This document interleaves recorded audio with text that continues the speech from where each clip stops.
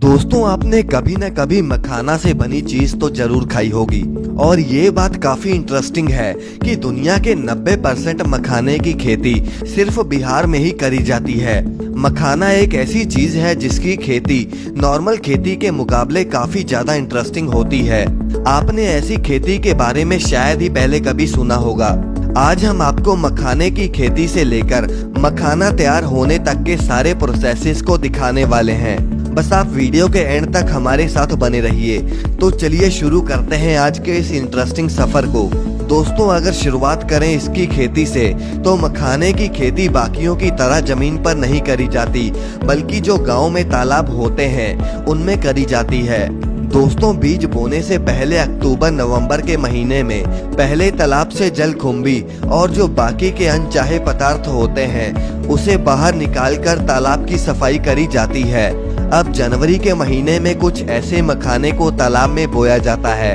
इनके बीज ऐसे कुछ काले रंग के होते हैं। अब बोने के 1-1.5 महीने में ही इसके कुछ ऐसे छोटे छोटे पत्ते निकलना शुरू हो जाते हैं और उसके 1-1.5 महीने बीत जाने के बाद पूरा का पूरा तालाब कुछ ऐसे गोल आकार के पत्तों से भर जाता है।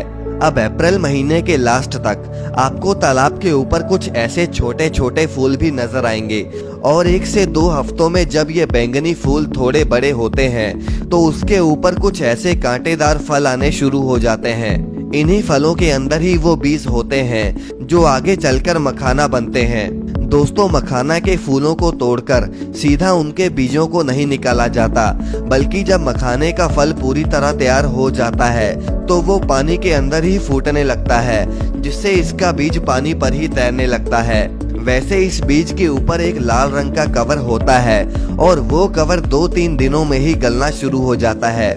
गलने के बाद अंदर से ये सफेद रंग के बीज निकलते हैं जो कि तलहटी में बैठ जाते हैं। जब तालाब में पत्ते भी गलना शुरू हो जाते हैं तो किसान भाई तालाब की सफाई करनी शुरू कर देते हैं और सफाई के बाद ही तालाब में बैठे मखाने को बाहर निकाला जाता है।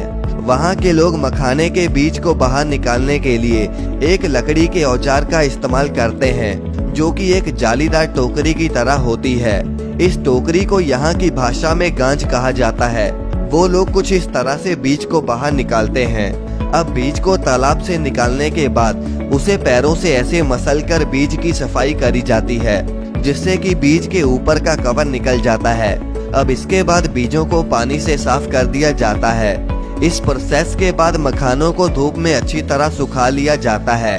अब किसानों के पास एक चलना होता है जिससे वो अलग अलग साइज के बीजों को अलग कर लेते हैं। अब धूप में सुखाने के बाद बीजों का रंग काले से गहरे लाल रंग में बदल जाता है।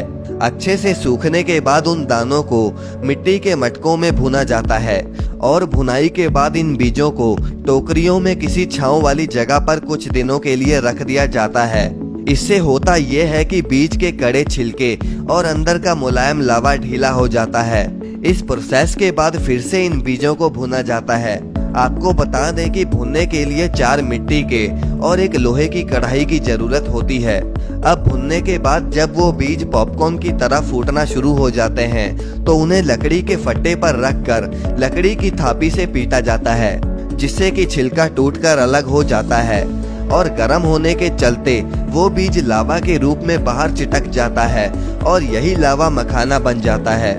अब इस प्रोसेस के बाद मखाने की पॉलिशिंग करी जाती है और इसी प्रोसेस में मखाने के बीजों का छिलका अच्छी तरह से अलग करने के लिए मखाने के लावों को इस मशीन में डाला जाता है, जहां से बाहर निकलने के बाद एकदम सफेद मखाना बनकर तैयार हो जाता है।